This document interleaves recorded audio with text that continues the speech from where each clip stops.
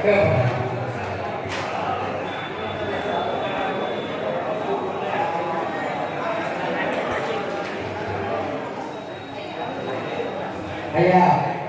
బ్రహ్మశ్రీ సుబ్రహ్మణ్య వెంకటరావు గారి స్మారక వేద సభ శత జయంతి ఉత్సవం సందర్భంగా ఈరోజు ఇక్కడ ఏర్పాటు చేసుకోవడం జరిగింది. ఈ సభా కార్యక్రమంలో బ్రహ్మశ్రీ దుర్గూరి వెంకటేశ్వర ధనపాటి యాదవ్ గారు సభా నిర్వహణ చేస్తున్నారు.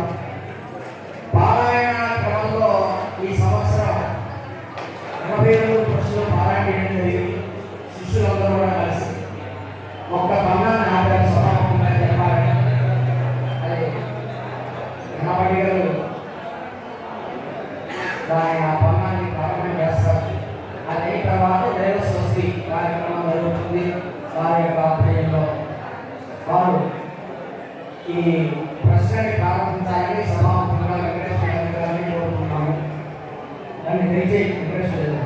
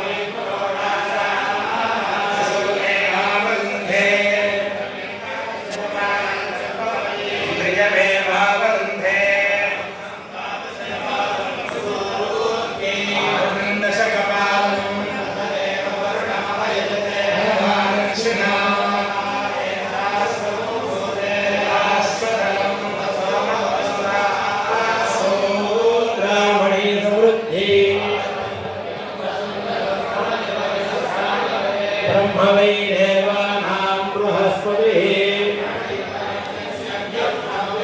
प्रोढाचवानेशपशुद्भवति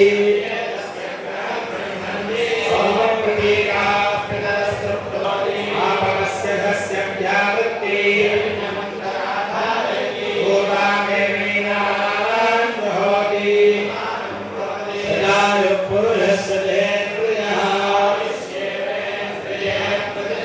यद्दैव जनातॄणां धारयति यो एवस्येन्द्रियं वीर्यं गच्छति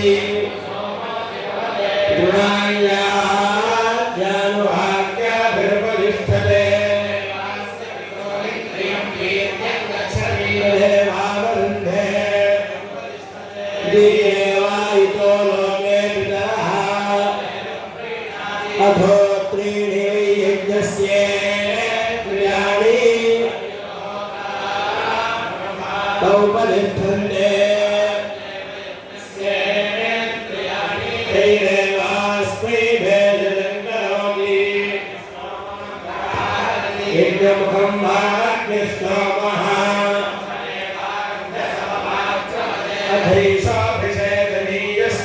अधैषाभिषेकनीयश्चतुस्त्रिकोशभगवानो भवति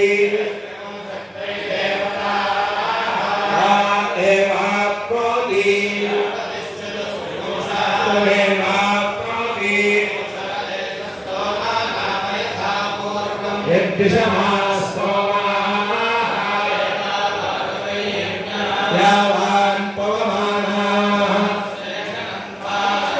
यत्समाः पवमानाः तेन यथा पूर्वम् आत्मः पुण्यो भवति अशपथोत्थानि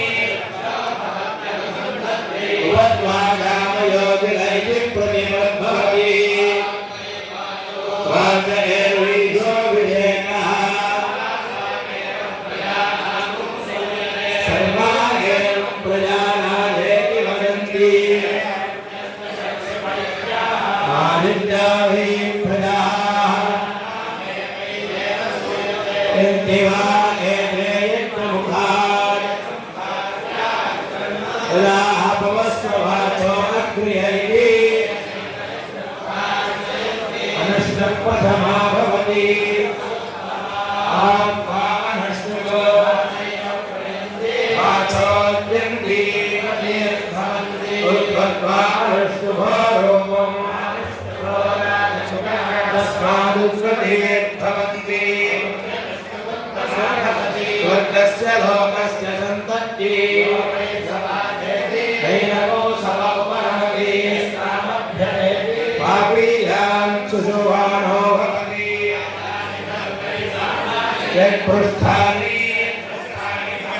दैदेव सवान् दैवे दैनमुष्मिन् लोकरद्धोति दैनमुष्मिन् लोकरद्धोति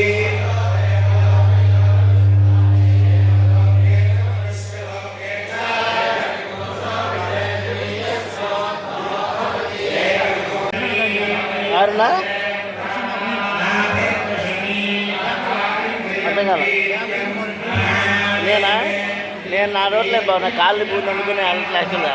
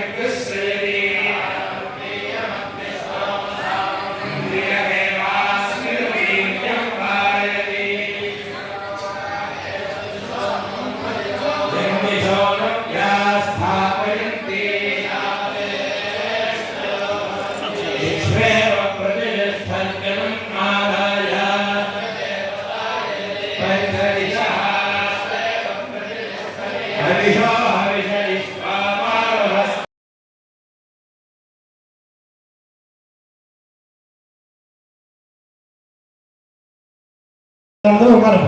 అప్పుడు ఆయన విద్యాశాఖ మంత్రిగా ఉండేవారు. దివిసీమ తుఫాను వచ్చినప్పుడు ఉప్పులు వచ్చినప్పుడు కూడా ఈ ప్రాంతాన్ని అందరికీ బాగు చేసిన మనిషి కృష్ణారావు గారు. ఆయనకి తగిన వారసుడు ఒకరు బుద్ధప్రసాద్ గారు. తెలుగు సంస్కృతం భాషల మీద పట్టు సాధించాలన్నా, మన సంస్కృతి సంప్రదాయాన్ని పాటించాలన్నా దానికోసం అహరహం పాటుపడే వ్యక్తి. పదవి ఉండొచ్చు లేకపోవచ్చు, పదవితో సంబంధం లేకుండా మన సంస్కృతిని మన భాషా వాంగ్మయాన్ని రక్షించాలి అని పట్టుదల కలిగిన వ్యక్తి మిత్రులు బుద్ధప్రసాద్ గారు. చిట్టికనపతి గారికి చాలా కావాల్సిన మనిషి, ఈ ప్రాంతం వ్యక్తి.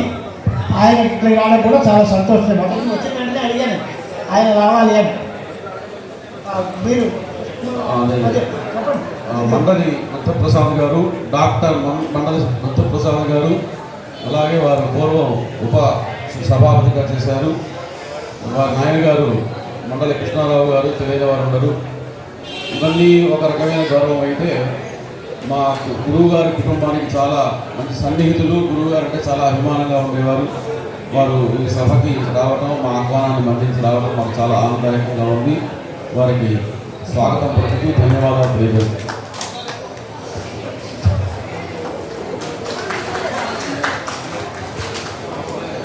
సో మా అందరి తరఫున అభినందనలు అండి బుద్ధప్రసాద్ గారు. మా అందరి తరఫున అభినందనలు. చాలా సంతోషం. చిట్టికనపతి గారి గురించి మీకు చెప్పక్కర్లేదు. మేము మీ ప్రాంతం వారు, మీకు గురువులు, ఆయన యొక్క గౌరవాలు తెలిసినటువంటి మనుషులు.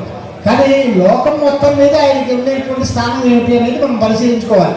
శత జయంతి సందర్భంగా చిట్టి సుబ్రహ్మణ్యకనపతి గారికి ఎలాంటి వ్యక్తిత్వం గల మనిషి, ఎలాంటి వైదుష్యం గల మనిషి, ఎలాంటి ఆచారాన్ని పాటించే వ్యక్తి, ఎంత రకంగా గోసేవ, గురుసేవ, అతిథి సేవ, శిష్య వాత్సల్యం, ఇలాంటి సంరక్షణాలు అన్నీ ఉన్న వ్యక్తి. ఇలాంటివన్నీ కలిగినటువంటి వ్యక్తి ఉండడం చాలా అరుదైనటువంటి విషయం. దాంట్లో ఆ చిట్టు చివరికి మనం చెప్పుకునేటువంటి భగవద్గీతలో చెప్పడంలో అధ్యాత్మ విద్య ప్రచారం చేసేవాడు నాకు ఇష్టడు అని చెప్పాడు భగవంతుడు. ప్రచారం చేయడం అంటే ఏమిటి? ప్రచారం చేయడం అంటే వేద పాఠశాల పెట్టి వేదం అధ్యాపన చేయడం ఒక